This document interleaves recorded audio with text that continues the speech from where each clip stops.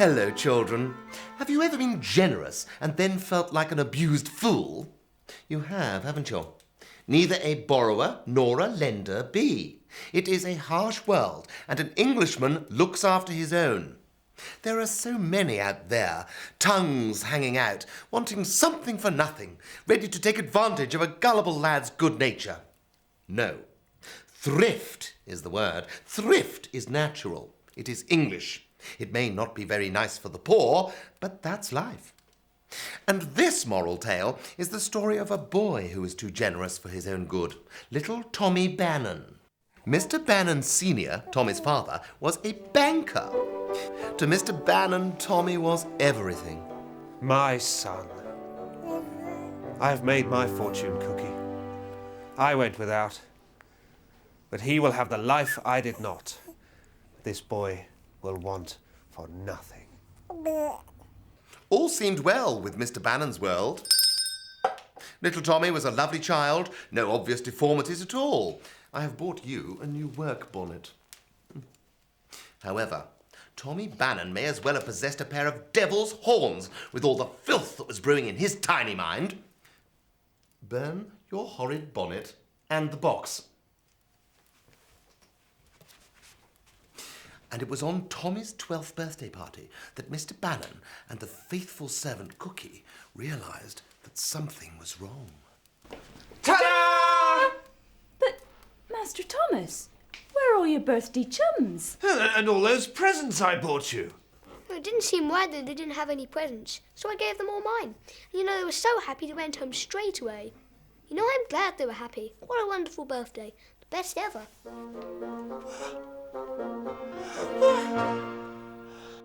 And it got worse. Oh yes, a lot worse.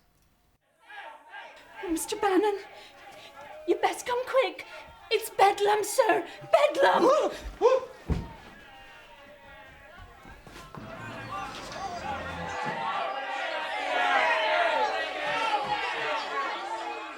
Oh my God! No! Hello, Father. Look how happy they are. Off! Off with you, you greedy rebel!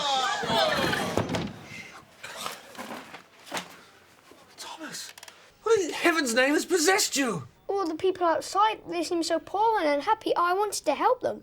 We were so much, it seems only fair. Stop, my son, stop! Oh, you are a sweet innocent, but what if everybody went around giving away their wealth and possessions? Why, how would the world work? In the long run, no one will thank you for these kind acts of yours. They will only want more. Now, promise me, son, promise me that you will never give away what is yours again. I will try, Father. I will try.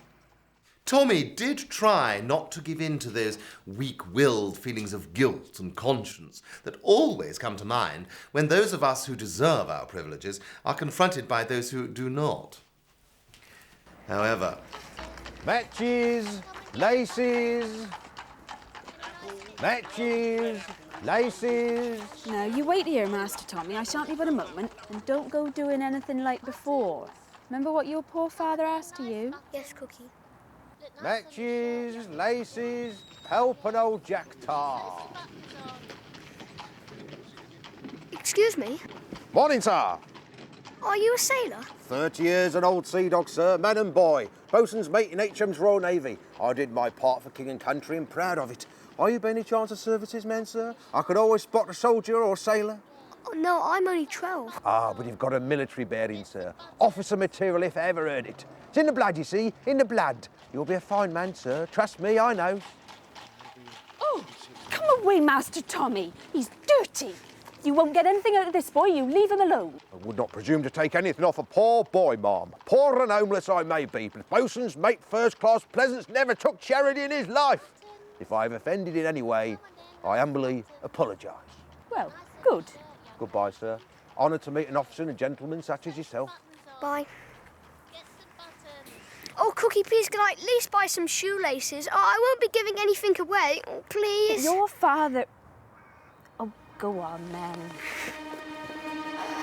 What harm can it do?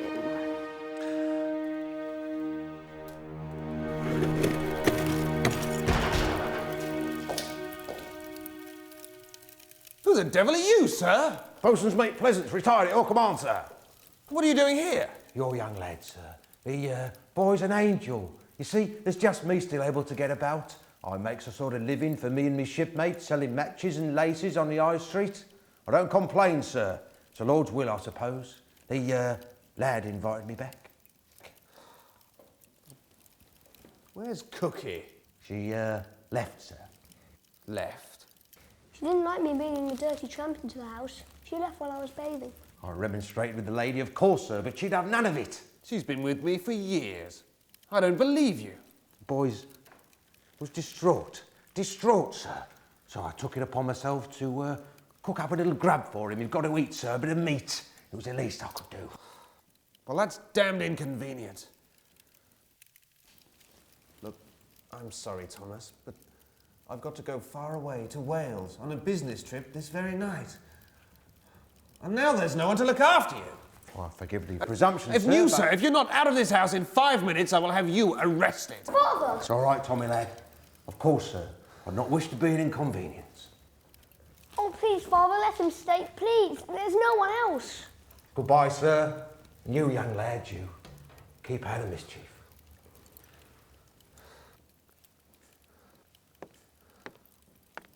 Wait. Oh, Father. Don't you worry, sir. I'll keep the place ship-shape in Bristol fashion, and I'll look after the lad. Such a generous.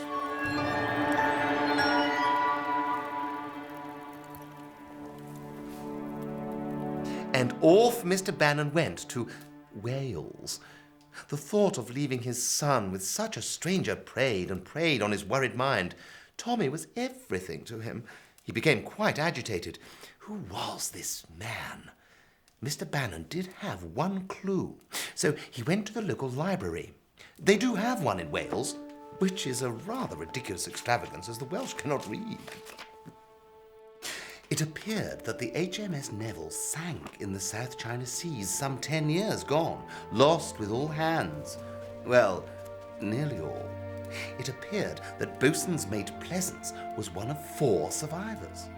6 months they remained adrift in a tiny little lifeboat. The burning sun, the immense, unfeeling ocean, feverish, swollen tongues, the sharks, the hunger. After all that time, the lifeboat was found by another ship. Only now, there weren't 4 men on board. There was only one.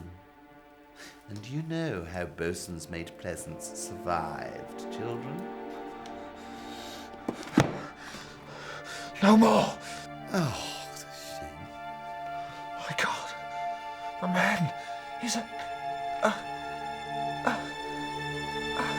The word is cannibal, Mr. Bannon. Cannibal! Mr. Bannon wasted no time. His son, his only son, was in the greatest possible danger imaginable. His generosity in taking a poor, desperate wretch into his home had, as suspected, led to disaster. The kind and protective father raced home, praying that it would not be too late.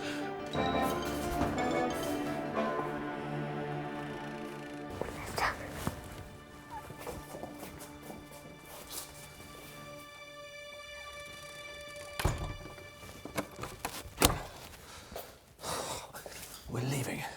Oh, thank God you're all right. That man, he's a monster. Well, we'll get you out of here and we'll call the constabulary. Right. Well, wait a minute. Wait a minute. The bank book's upstairs. We might need them. But Father, leave them. You just wait here. I won't be long. If he tries to break down that door, don't hesitate. Shoot him. You understand?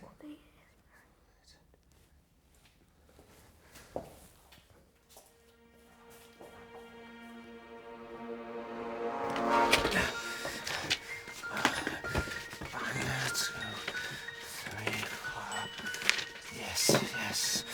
Let's get out of here.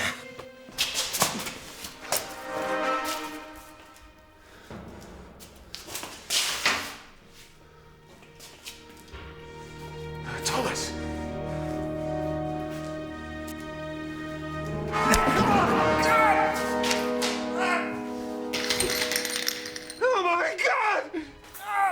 very generous son you have, sir. He understands. Share and share alike. Monster! How can you do what it is you do? Well, to tell you the truth, sir, one acquires a taste for the meat. And when it's given to you on a plate, so to speak, well, I've been waiting for you, sir. Oh, the cook, she was nice and tender. Well, I couldn't say no till later. I guess you just got to say, I'm greedy. Give me my son, or I will shoot you down. Oh, I'm afraid not, sir. Generous to a fault, I'd say, sir. Now then. Oh, my son, you gave me away. Father.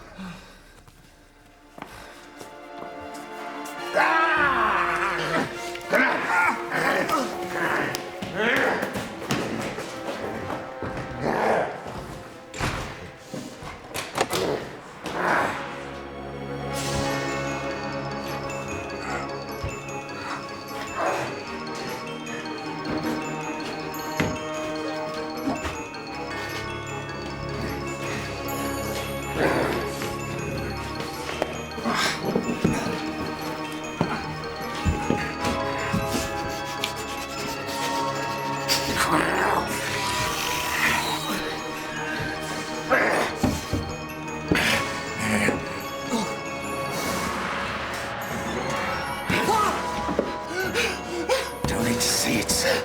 I know the smell of meat.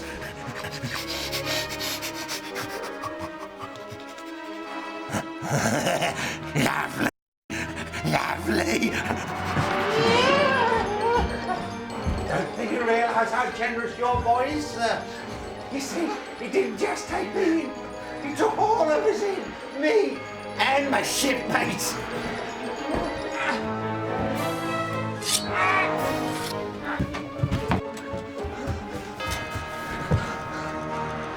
It's time, lads. Take what you want. Plenty for all. Oh, my God! So that was the end of Mr. Bannon. But what of young Tommy? How did he fare? Thank you, sir. Most generous.